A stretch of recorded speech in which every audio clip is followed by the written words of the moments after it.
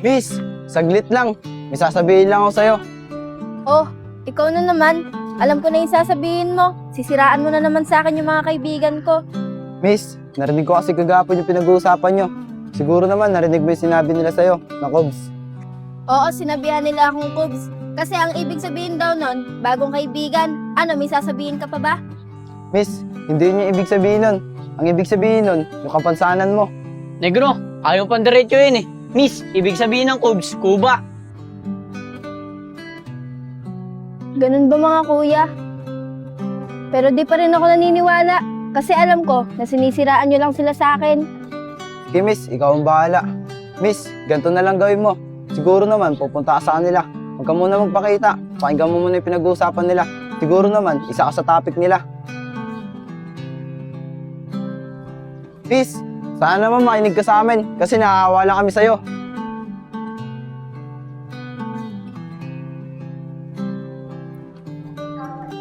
Nel, nasan kaya si Kuba?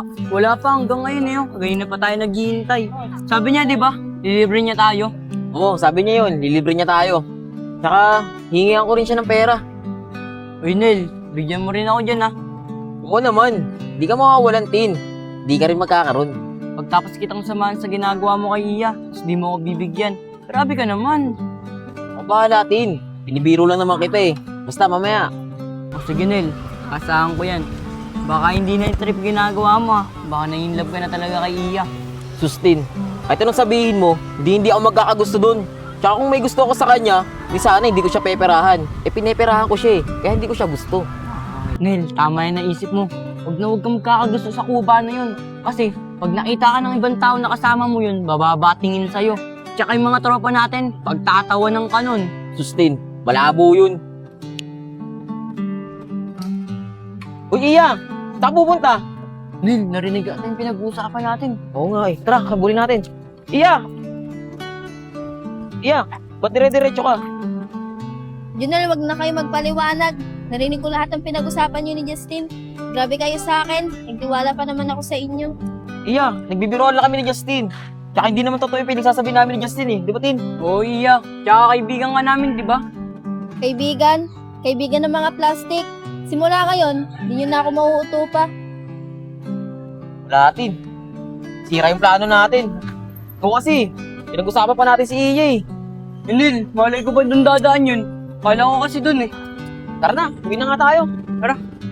Sayang.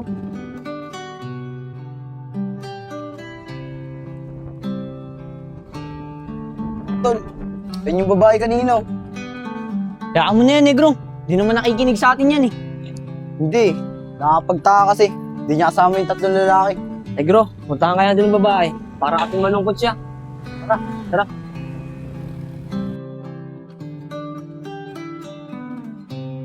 Miss, himala, hindi mo kasama yung tatlong lalaki na pinagmamalaki mo. Mga kuya, pasensya na kayo ah. Hindi ako nakinig sa inyo. Tama nga kayo. At pinagtitripan na ako ng mga yon. Di ba miss, sabi ko naman sa'yo eh. Di sana una pala nakinig ka na sa amin. Di sana hindi na tumagal ng ilang araw. Nagtiwala kasi ako sa kanila eh. Kaya akala ko mababait silang tao. Sabi ko naman sa'yo eh, at least ngayon alam mo na. Siya nga pala, ako nga pala si Negro. Pasensya na kayo ah. Nagtiwala na kasi ako nung una eh. Kaya ayoko muna magtiwala sa inyo. Hindi naman mahalaga yun eh. Ang mahalaga, makilala mo kami. Inuulit ko, ako nga pala si Negro. Ako nga pala si Badong. Ako naman si Aaron. Dahil sa'yo ay natuto na akong magmahal muli ngayon. Di tulad noon. Sige na, dito na ako. Pero hindi ibig sabihin nito kaibigan ko na kayo ah. Takot na kasi ako magtiwala eh. Walang problema yon. Basta ang mahalaga, nakaiwas ka na sa tatlong lalaki. Tara na mga tol. Tara. Akala ko na wala ng lalaking seryoso sa mundo.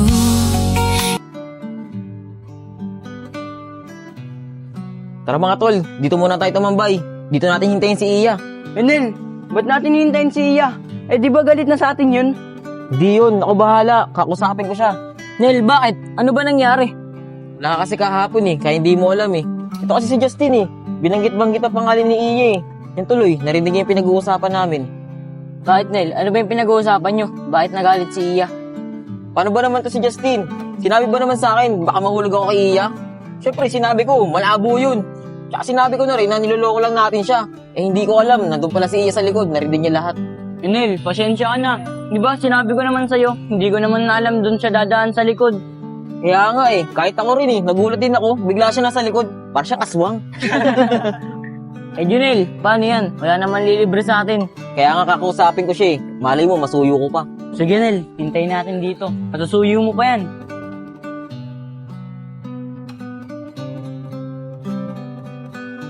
Nel, si Iyo. Oo nga no, tara salubungin natin. Basta, pakita natin sa kanya na mabait tayo ah. Tara. Oh, sila Junel yun ah. Iya! Iya! Wait lang! Iya! Iya, pasensya ka na. Hindi naman totoo yung pinag-uusapan namin ni Justin eh. Binibiro ka lang namin. Junel, di nyo na ako maluloko at hindi nyo na ako mahuuto. Kaya tigilan nyo na ako. Sige, basta. Pag nabuli ka, titigilan ka na namin. Wala na kaming pakialam sa'yo. Sige na, Nel, hayaan mo na yan. Hayaan mo siya mabuli mag-isa.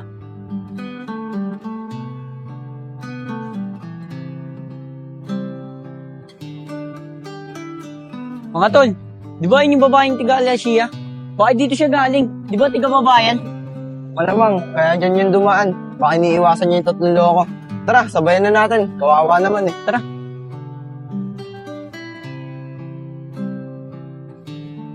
Miss, wait lang. Tumubay ka na sa amin para hindi ka mapagtripan ng mga loko dyan. Kuya, wag na po. Tsaka sanay naman ako ng binubuli. Hindi ko na lang po sila papansinin. Sige na, miss. Para wala mang bully sa'yo dyan. Tsaka isasabay ka na naman namin pumasok eh. Ano, tara na.